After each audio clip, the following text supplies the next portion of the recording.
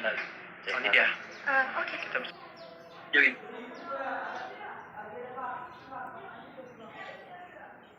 Selamat datang kepada teman-teman yang baru join. Oh, selamat datang ke Cakra. Halo. Halo Erlangga. Kabar, Kak? Baik, alhamdulillah. Gimana teman-teman? Apa kabar? Baik, alhamdulillah. Di sana gimana, Kak? Ini nggak, tadi baru selesai vaksin ya, Kak ya? Tadi kita jadi lagi ada mau program vaksinasi untuk penyandang disabilitas dan ini kita lagi persiapan. Oh, keren. Kak, sebelumnya kami izinkan kami memperkenalkan diri dulu. Saya Vivi Dulembeni di Komplek sebagai humas dan ada teman saya. Saya Nela Pranata sebagai wakil ketua komplek yang baru terpilih oleh Manakan. Jadi kami berdua akan menjadi suara atau host bincang bareng Kak Cakra selama 30 menit ke depan kurang lebih, Kak ya. Siap. Mantap. Oke. Di atas. Oke. Kak Cakra, kan Nata kan baru ketemu kakak sekarang nih kan, Kak. Nah, mungkin Kak Cakra juga bisa kenalan dong, karena kalau tak kenal maka sayang kan. Kita pengen sayang nih. Ya, halo semuanya untuk teman-teman yang menonton live kita secara online.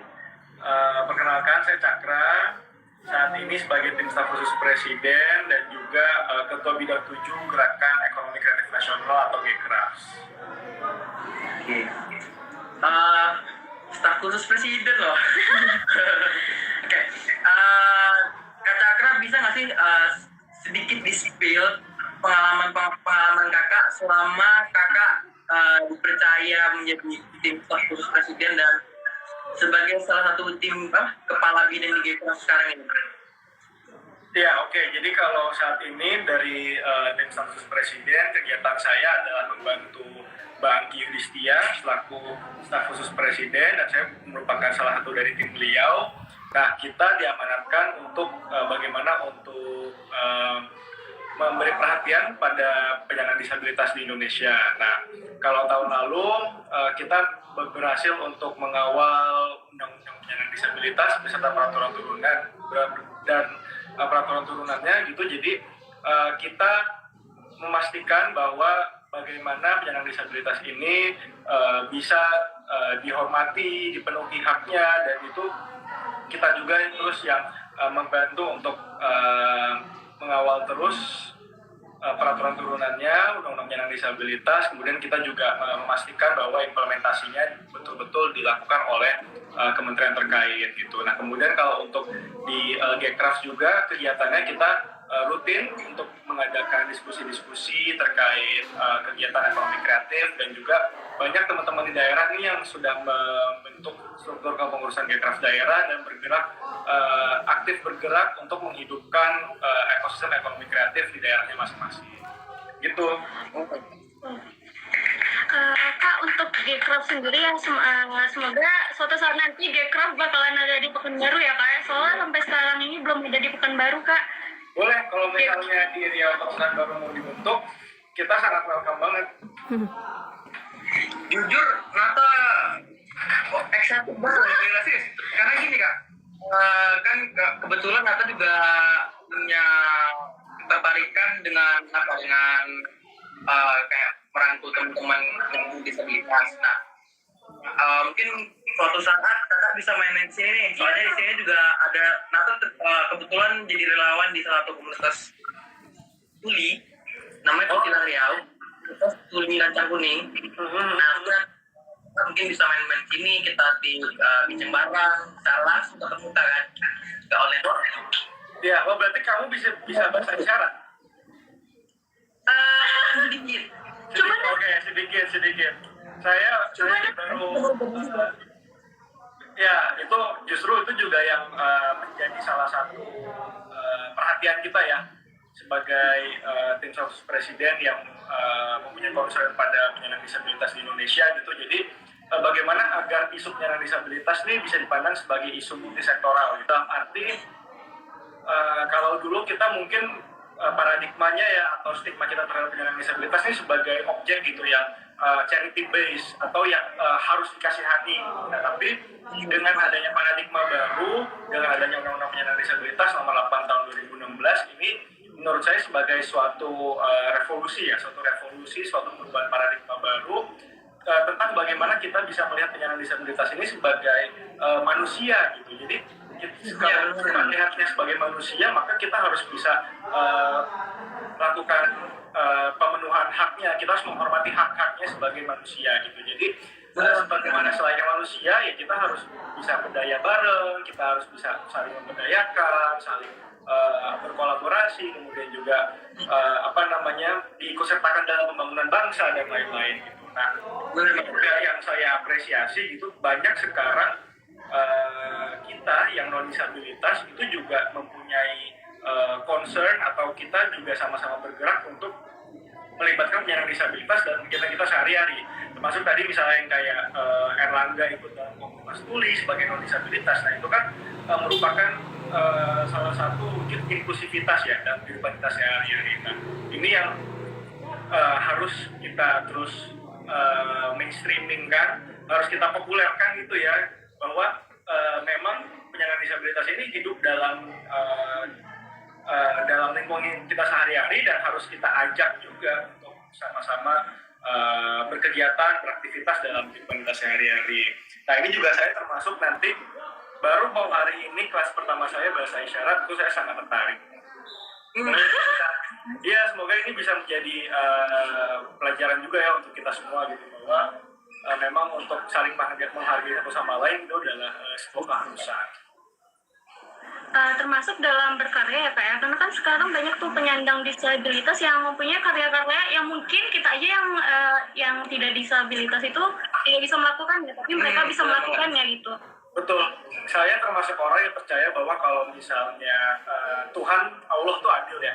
Mungkin kita tidak sempurna dalam tanda kutip dalam satu hal, tapi kita diberikan kehebatan lain dalam kita diberikan keunggulan dalam hal lain gitu. Nah, kalau misalnya kemarin saya terjun ke lapangan menyapa beberapa teman-teman disabilitas, itu justru saya sangat kagum terhadap motivasinya, terhadap terhadap usahanya gitu ya, bagaimana di tengah keterbatasan fisiknya itu mereka tetap mampu untuk berkarya, tetap mampu untuk menghasilkan sesuatu yang bahkan kita sebagai orang yang fisiknya lengkap itu nggak bisa untuk melakukan itu. Itu banyak penyandang disabilitas yang bisa mensketsa wajah dengan bagus, itu pakai pensil dia nge-sketsa wajah itu bagus banget. Terus kemudian ada juga yang mereka membuat motif batik, kemudian juga mereka juga ada banyak yang buat kerajinan dan lain-lain. Nah itu inilah yang harus kita apresiasi gitu ya. Karena banyak. Rata-rata umurnya biasa itu dari umur berapa Kak? Umurnya bermacam-macam, mulai dari usia produktif, bahkan ada yang dari SD, SMP, mereka sudah mulai banyak berkarya, sampai dengan usia lansia gitu ya, semua berbaur jadi satu untuk saling memberdayakan satu sama lain gitu.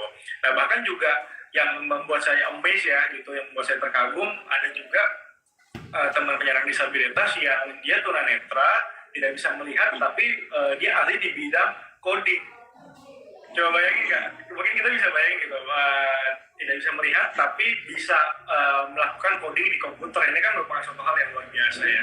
Tandanya video atau pembelajaran bagi kita nggak ada alasan bagi kita yang secara fisik lengkap untuk tidak belajar dan tidak berkarya, tidak berusaha untuk menjadi yang lebih baik. Gitu. Ya. Bagi teman-teman yang baru join, selamat datang. Nanti kalau pengen bertanya, barangkali 1-2 pertanyaan bakal kita sampaikan. Kamu nanya nih, kita temanya sekarang tentang udah berkarya nih. Menurut Kak Cakra, nilai suatu karya itu apa sih Kak? Ya, menurut saya suatu karya yang dia kasih seorang itu merupakan wujud dari nilai-nilai yang ada di orang tersebut. Jadi kalau seseorang menghasilkan karya, berarti kita bisa lihat dari karya tersebut sifat dan watak orangnya ini seperti apa. selama pandemi ini kan Vivi ngeliat kakak banyak banget nih ngelakuin hal-hal yang produktif banget kak. Dan kira-kira selama pandemi kayak gini karya apa aja sih kak yang udah berhasil kakak ciptakan atau kakak capai? Nah, kalau sama pandemi ini, kebetulan kami di tim staf khusus presiden juga melakukan berbagai program gitu ya, mulai dari sosialisasi protokol kesehatan terhadap masyarakat, kemudian juga membagi-bagikan masker, dan juga itu tadi kita melakukan sosialisasi peraturan turunan penyandang disabilitas di berbagai daerah, terutama di Jawa gitu. Nah, kemudian selain itu juga kita banyak berbincang-bincang dan berdiskusi kepada para pelaku ekonomi kreatif terhadap inovasi-inovasi yang mereka lakukan di era pandemi COVID-19 ini. Itu, nah termasuk di salah satunya juga ada pelaku ekonomi kreatif dari penyandang disabilitas yang mampu survive di saat pandemi COVID-19 ini. Kak Cakra, dengar-dengar nih kemarin kan kakak baru habis acara apa tuh yang ada di Ratu Konsina, iya kan? Iya benar-benar. Manus Punjabi, Yang Craft Talk, hari film naik. Nah ini kalau mungkin dia nanti sebenarnya. Nah, apa namanya yang pengen kami tahu dari kakak, menurut kakak gimana sih pendapat kakak potensi berkembangnya film di daerah-daerah terutama di luar Pulau Jawa? Ya, jadi kalau kemarin dari hasil diskusi dengan berbagai stakeholders ya atau pemangku kepentingan dan juga para pelaku insan perfilman di Indonesia, memang kalau kita melihat potensi perfilman Indonesia ini sangat tumbuh pesat. Sebelum pandemi aja tahun 2019 itu menjadi tahun yang paling tinggi, di mana penjualan tiket bioskop itu merupakan yang paling tinggi dalam 5 tahun terakhir setidaknya. Gitu. Jadi itu benar-benar sangat menunjukkan bahwa perfilman Indonesia sedang tumbuh, perfilman Indonesia semakin kreatif dan semakin berkualitas. Nah, termasuk juga kalau misalnya kita berbicara tentang potensi perfilman, ini sangat align ya, atau sangat sejalan dengan pembangunan infrastruktur pariwisata yang sedang dijalankan oleh pemerintah gitu. Karena sekarang salah satu strategi promosi yang digencarkan adalah pembuatan konten yang kreatif, dan salah satu strateginya dari konten kreatif ini adalah dengan membuat film-film, baik itu film pendek, film dokumenter, dan berbagai jenis dokumentasi lainnya gitu, mulai dari foto, film, video. Nah ini yang kemudian nantinya akan bisa menarik perhatian wisatawan untuk datang ke sebuah destinasi wisata gitu. Mungkin salah satu indikatornya kita bisa lihat dari banyaknya tempat-tempat wisata yang viral itu dari konten di TikTok, konten di IG, kemudian karya film-film pendek teman-teman di daerah gitu kan, yang mendokumentasikan keindahan destinasi dan wisata alamnya. Nah ini kemudian menurut saya film ini menjadi unik karena kalau kita bisa menciptakannya dengan hati, kita bisa menciptakannya dengan kemauan yang tulus gitu ya, niat yang baik, itu akan menjadi sebuah karya yang bisa memberikan dampak positif ke orang banyak gitu. Makanya mungkin kita beda ya filmnya antara nonton film yang dibuat sungguh-sungguh sama dibuat asal-asalan, istilahnya gitu kan. Kayak mungkin aku mau cerita sedikit tentang film pendeknya di YouTube yang waktu itu, ingat gak sih yang ibu-ibu Jawa tuh, tukang gosip siapa? Tilik yang kerudung hijau. Siapa? Apa namanya? Tilik. Ibu para ibu julid. Memang. Iya, Tilik kan. Nah, itu kan sebenarnya film pendek yang menurut saya mengangkat kultur orang Indonesia yang memang ya ada yang jawab tuh. Tilik, Butarjo, iya siap. Tilik, Butenjo, bukan Butarjo.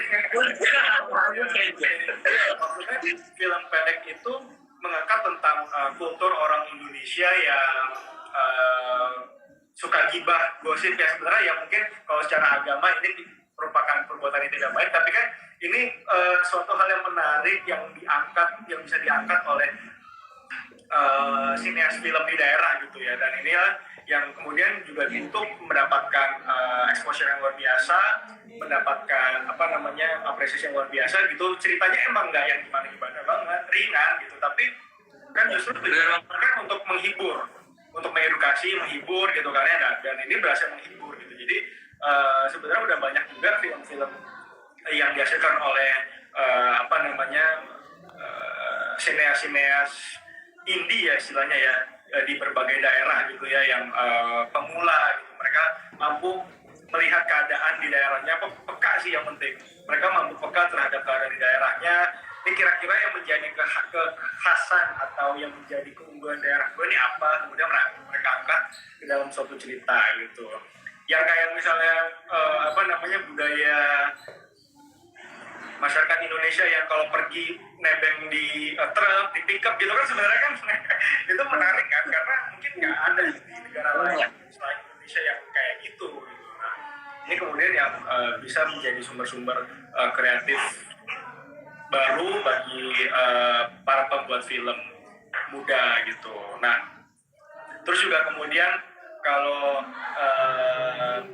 yang bisa kita pelajari dari pandemi COVID-19 ini, sebenarnya banyak justru yang bisa menjadi sumber inspirasi film di era pandemi COVID-19 ini gitu. Karena kan pandemi ini kan merupakan suatu momentum ya, bisa dibilang titik sejarah gitu, pandemi COVID-19 gitu. Belum tentu mungkin dalam suatu siklus hidup kita selama 60 tahun akan ketemu pandemi lagi, jangan sampai juga sebenarnya. Cuman intinya ya, pandemi ini bisa menjadi suatu sumber inspirasi untuk teman-teman gimana bisa mengolah cerita, storytellingnya itu yang penting ada gitu. Dan lebih bagusnya lagi kalau misalnya bisa bersinergi dengan banyak pihak gitu, misalnya seperti Dinas Pariwisata dan Ekonomi Kreatif Daerah, kemudian juga Dinas Kominfo untuk sama-sama mengolah industri kreatif, terutama perfilman ini, agar bisa bermanfaat juga untuk mendatangkan wisatawan yang juga bisa pada akhirnya menggerakkan roda perekonomian daerah gitu. Bener tuh Kak, kan tadi Kak bilang roda perekonomian daerah. Film ini kan termasuk salah satu hal yang dapat menaikkan perekonomian bangsa kan Kak. Nah, dan alhamdulillah sekarang ini banyak banget platform-platform yang menyediakan untuk menayangkan film-film daerah seperti ITV, Netflix, Maxstream, dan yang lain-lain. Mungkin ada bocoran sedikit nggak sih Kak dari pemerintah ke depannya gimana soal industri film ini? Ya, jadi yang menariknya dari maraknya OTT ya, namanya OTT platform gitu ya, atau streaming platform perfilman sekarang, menariknya adalah kemarin juga saya banyak belajar dari teman-teman filman gitu ya, bahwa selama pandemi COVID-19 ini production house gitu ya, seperti yang Pak Magnus bilang, banyak melakukan strategi-strategi pada optimalisasi atau memanfaatkan streaming platform ini untuk merilis film-film baru mereka gitu. Nah, menariknya lagi kan, karena di awal-awal pandemi COVID-19 ini bioskop benar-benar ditutup kan. Bioskop benar-benar ditutup, kita betul-betul ketat dalam melakukan pembatasan kegiatan. Nah, itu pendapatan industri perfilman, pendapatan production house itu betul-betul turun drastis gitu. Nah, tapi selama setahun ini alhamdulillah ada pelonggaran ya, seiring dengan berjalannya waktu ada pelonggaran, tapi tetap memperhatikan protokol kesehatan. Memang banyak banget yang insan perfilman lakukan untuk beradaptasi atau untuk melakukan penyesuaian terhadap proses produksi film sama pandemi COVID-19 ini gitu. Mulai dari proses syuting yang orangnya dibatasi, kemudian juga disediakan tenaga kesehatan di area syuting, kemudian juga jangan lupa protokol kesehatan, tetap masker, itu tetap konsep ketika syuting tetap diberlakukan gitu. Nah, kemudian juga terkait streaming platform ini, harus diakui memang ini menjadi suatu sumber pendapatan baru yang awalnya mungkin kalau nggak ada pandemi COVID-19 ini nggak disangka-sangka bahwa ini adalah industri yang potensial gitu. Ini adalah sumber pendapatan baru atau sumber revenue yang potensial gitu. Jadi memang salah satu sisi positifnya lah, bisa saya bilang dari pandemi ini adalah kita bisa melihat sesuatu, kita bisa melihat suatu potensi yang tadinya mungkin nggak terlihat kalau nggak ada pandemi ini. Termasuk dengan yang tadi, ini kan kita masuk ke digitalisasi ya. Digitalisasi yang tadinya cara nonton film adalah konvensional dengan berkunjung bioskop, tapi sekarang Halo Kak, mohon maaf keputus. ya Sepertinya dari ya. Kalau saya kayak clear. masalah. Oke, wifi. Halo. Halo. Halo Kak, tadi maaf Alhamdulillah. keputus Kak. Ya, sekarang udah ya. Udah Kak, siap. Oke. Ya. Nah, dengan hadirnya dan maraknya streaming platform ini kemudian menjadi banyak alternatif bagi kita masyarakat Indonesia, penonton gitu, untuk bisa menikmati film-film Indonesia. Tapi memang tetap sumber pendapatan utamanya adalah tetap dari bioskop gitu. Tapi kemudian ketika bioskop ditutup kan nggak mungkin dong kita tidak berinovasi gitu, kita tidak beradaptasi gitu. Nah, ini merupakan suatu bentuk adaptasi yang dilakukan oleh insan perfilman, terutama production house, itu dengan melakukan rilis di OTT platform atau streaming platform kayak View, Maxstream ya, Telkomsel, HBO Max, Netflix dan sebagainya. Dan memang ini juga menjadi suatu trigger ya, atau stimulan bagi para insan perfilman gitu, karena mereka baru menyadari bahwa ternyata selain kita mencoba film Maaf.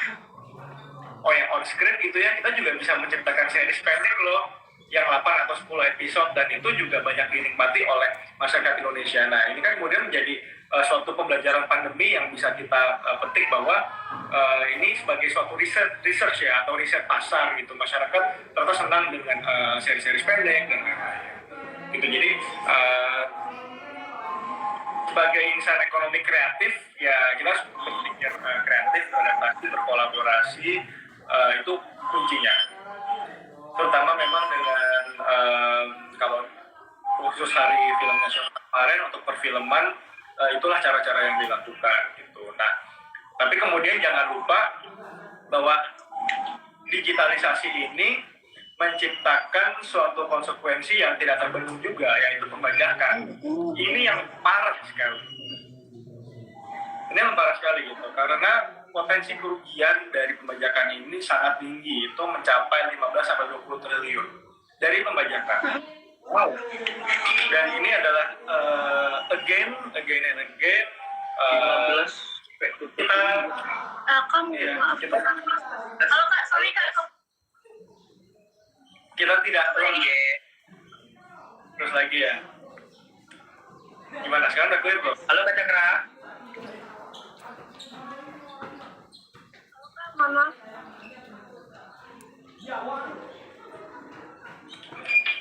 Halo Kak Cakra. Udah clear. Sepertinya jaringan kakak terputus. Udah. Buat terputus Udah sih. clear. Jaringannya sudah tidak stabil. Kak, Sekarang Tadi sepertinya jaringan kakak sedang tidak stabil. Atau jaringan kami mungkin kalau saya sih stabil. Mungkin dari stabil ya. Vivi yang nggak stabil. Kita coba. bentar ya Kak, ya. Bentar ya Kak. Kita login ke wifi.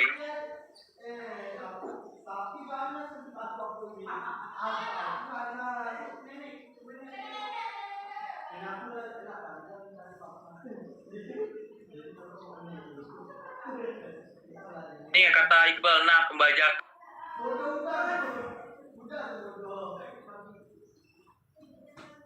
Kan.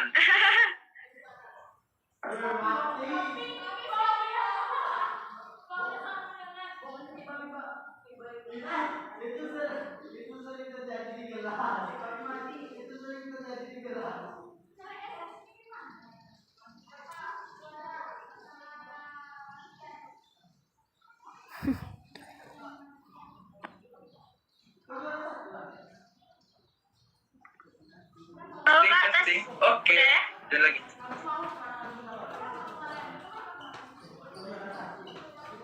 jaringan masih nggak stabil. Bentar ya kak. Halo, testing, tes 1, 2, 3. Oke. Sebentar kak jaringan. Oke.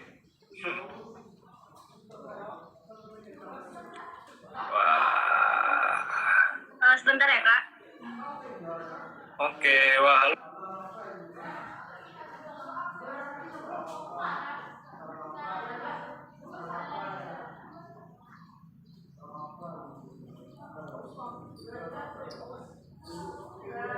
Halo.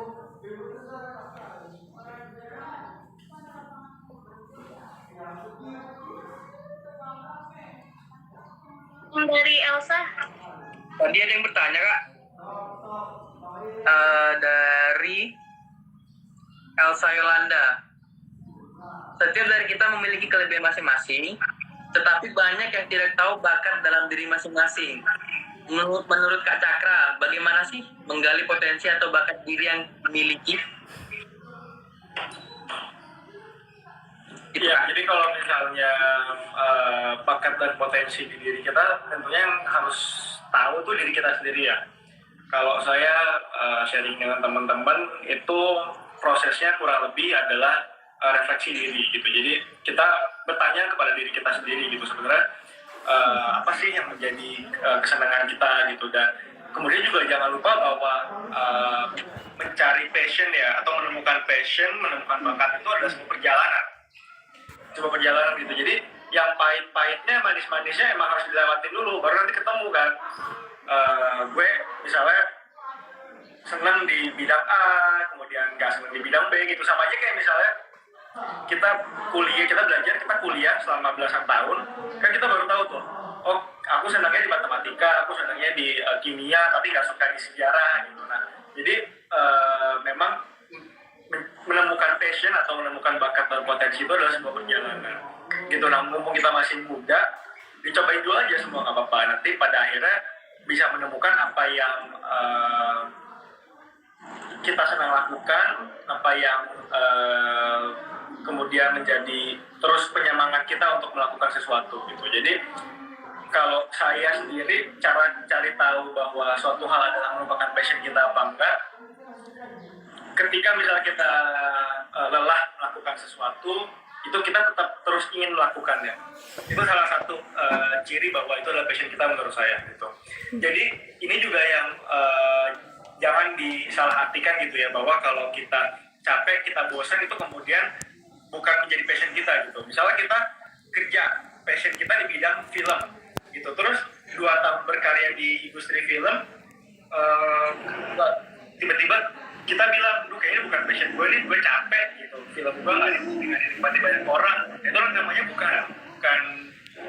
bukan passion gitu, tapi emang capek aja gitu. Nah, tapi ketika kita capek dan kita capek melakukan rutinitas gitu ya, kita misalnya lelah, tapi kita tetap terus ingin melakukan sesuatu, melakukan hal itu karena suatu hal, karena itu misalnya berdampak pada banyak orang, ya itulah di situ passion kita gitu. Jadi kalau bukan berarti kalau misalnya kita capek itu bukan passion kita gitu. Kadang kan banyak yang suka berpikir seperti itu. Iya benar Mas. Nah, kemudian soal mimpi nih kok, di kesempatan selanjutnya kakak bilang sebelumnya kakak bilang mimpilah setingginya karena mimpi itu gratis. Nah, tapi yang pipi itu adalah banyak ketika teman-teman yang ketika mereka mulai bermimpi, kemudian ada nih yang bilang, bos di mimpi ketinggian tuh kalau misalnya jatuh sakit. Nah, tolong kasih motivasi sedikit dong kak, gimana cara kita tetap bisa mewujudkan mimpi-mimpi kita termasuk di pandemi yang besar seperti ini kak. Gini, kalau saya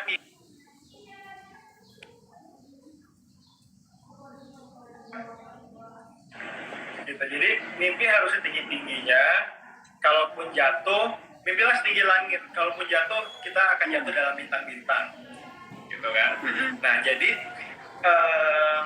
mimpi atau ambisi yang kita targetkan, yang kita ingin capai itu harus di breakdown lagi ke dalam rencana aksi nyata. gitu. Jadi misalnya mimpinya apa, mau jadi sutradara film misalnya. Nah kemudian jangan cuma sekedar mimpi gitu, tapi di breakdown lagi. Saya mau jadi sutradara film dalam pada umur 40 tahun gitu. Nah kemudian kita ukur, kita sekarang berada di umur berapa? Kita berada di umur 20 tahun. Oke, saya punya waktu 20 tahun untuk mencapai mimpi saya. Nah, kita breakdown lagi dalam 20 tahun itu langkah-langkah apa yang harus kita lakukan. Langkah jangka pendek, jangka menengah, jangka panjang. Itu yang menurut saya salah satu cara untuk bagaimana agar kita menjaga mimpi tetap ada, kita tetap semangat untuk menggapai sesuatu gitu, tapi kita juga harus belajar untuk berdamai dengan keadaan. Kita juga harus mengatur ekspektasi kita. Mengatur ekspektasi ini penting gitu, karena yang banyak bikin kita kecewa adalah ekspektasi kita sendiri. Gitu. Jadi makanya mimpi harus kemudian tadi kita terjemahkan dalam rencana-rencana aksi kita. Misalnya umur 40 saya ingin jadi sutradara. Oke, sekarang saya umurnya 20. Oke, 5 tahun ke depan saya mau melamar di production house untuk jadi misalnya petugas syuting dan lain-lain gitu ya. Nah itu kan kemudian yang pengalaman ini kemudian akan menjadi tangga atau batu loncatan kita untuk menggapai mimpi gitu. Jadi mimpi harus disertai dengan rencana aksi yang konkret, yang nyata, dan bisa membantu kita untuk menggapai mimpi tersebut. Itu kadang banyak yang mimpinya banyak tapi rebahan doang gitu kan, gimana caranya? Itu adalah kegiatan anak-anak muda. Anak-anak muda yang lagi nonton IG ini, bergeraklah. Dan intinya kita harus tetap berpikiran positif ya Kak, karena ketika kita berpikiran negatif justru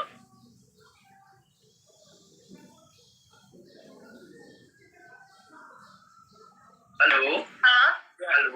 Nah ini benar nih. Oh my god. Kita intinya mimpi, eksekusi dan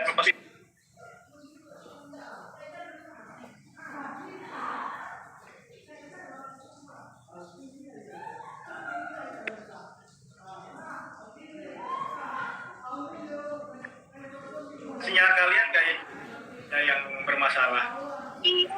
iya Pak. Pak, ini kan udah mau di penghujung nih. Pipi mau ngasih game sedikit nih Kak ke Kakak, gampang banget Kak gamesnya. Wah, apa nih, asik main games? Kakak tinggal jawab A atau B aja. Oke ya. Oke. 1, 2, 3. Lontong sayur atau lontong pecel? Lontong sayur. Kenapa? Enak. Kemudian Kak, bubur diaduk atau tidak diaduk? Gak diaduk. Clubhouse atau Zoom meeting? Apa? Clubhouse atau Zoom meeting? Apa atau Zoom meeting? Clubhouse atau Zoom meeting? Zoom. Sebenarnya Oke. keduanya sih, tapi Zoom aja lah.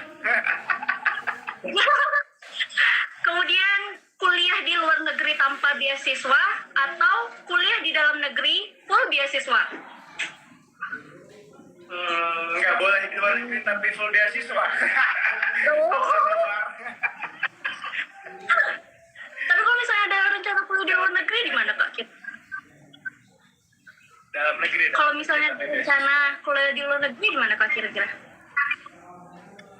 Oh, Kalau lanjut Kak. di luar negeri pengen ambil Ya. kalau kuliah di luar negeri pengennya sih ambil master kebijakan publik, bagaimana agar Indonesia ini bisa diisi oleh anak-anak muda yang memang tahu betul bagaimana proses pembuatan kebijakan publik yang baik dari Lanjut ya Kak, suara kami terdengar Kak? dengar. Jadi aktor atau jadi politisi?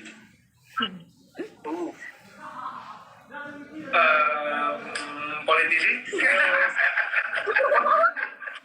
Politisi itu di ujung itu kok gitu Kak? Kok jawabannya kayak nggak yakin? Lagu-lagu dari aktor dulu baru jadi politisi. Boleh.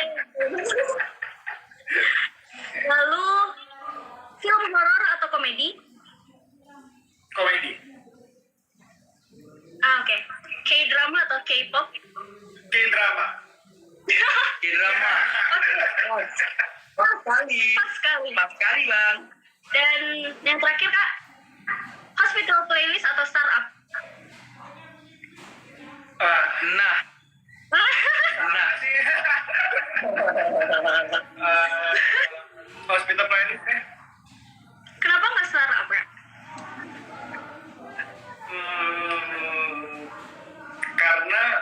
Karena gue suka sebelumnya gue tuh suka Reply 1988 yang dimana kan Hospital Playlist ini juga direkturnya sama kan gitu. Iya. Gue tuh amazed sama direkturnya, dia bisa menciptakan cerita, bisa menciptakan alur series yang gak ada karakter jahatnya tapi tetap seru untuk diikutin. Karena kan biasanya film atau ada konflik ya, ada yang baik, ada yang jahat, terus mereka berlawanan. Ini kan yang menjadi kemudian kita penasaran, menarik untuk ditonton terus. Nah tapi di Reply dan di Hospital Playlist ini mereka cuma menceritakan pertemanan yang kemudian sukses bareng-bareng gitu kan. Kalau Hospital Playlist dia kerja di rumah sakit dari mulai mahasiswa kedokteran sampai kerja di rumah sakit dengan berbagai masalahnya masing-masing, dan ini yang menarik aja, santai gitu untuk diikutin. Startup juga bagus sebenarnya, tapi kalau disuruh pilih ya Hospital aja. Kak, Jadi, kalau emang boleh nyaranin, kreatif untuk narasi storytellingnya Reply dan Hospital Playlist tuh top. tapi Kak, kalau boleh Vivi nyaranin nih Kak, coba nonton Penthouse deh Kak. Penthouse. Iya, itu udah ada season pertamanya dan season keduanya tamatnya Jumat besok, season ketiga Juni. Itu yang Seru banget, Kak. Penthouse bukan ya? Bukan Kak, dia sejenis pelakor juga, cuman lebih seru gitu Kak, kayak konflik keluarga dapet. Jadi tentang ambisi seorang orang tua yang pengen anaknya sukses gitu Kak. Penthouse, keren. Katanya Iya.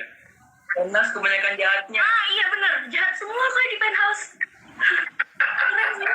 Jadi Kacakra itu kan tim bubur tidak diaduk, tim K-drama, tim Brooklyn 1988. Apakah Kacakra ini sebenarnya Nata? Kita tertukar posisi gitu. Kita ada yang tertukar. Iya, bisa jadi Drama. Sukanya One Piece. Gimana One Piece Kak menurut Kakak? Iya Kak. Gak nonton. Gak Oh, nonton. nonton. Kasihan Elsa Yolanda, dia gak nonton ini One Piece Kacakranya. Oke, kayaknya udah ya Kak. Karena Kakak ada kegiatan lain ya. Oh my god. Seru hari ini bincang-bincangnya. Kak, iya. Terus Kak,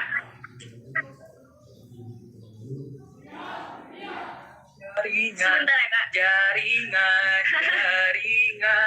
sangat indah. Padahal kan cukup sini tuh sekali ke atas harusnya. Halo Kak. Halo, apakah suara kami atau live kami sedang terjeda para penonton? Ya, oke. Halo Kak.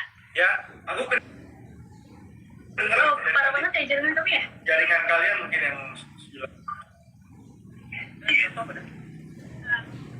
Oke Kak, kayaknya sampai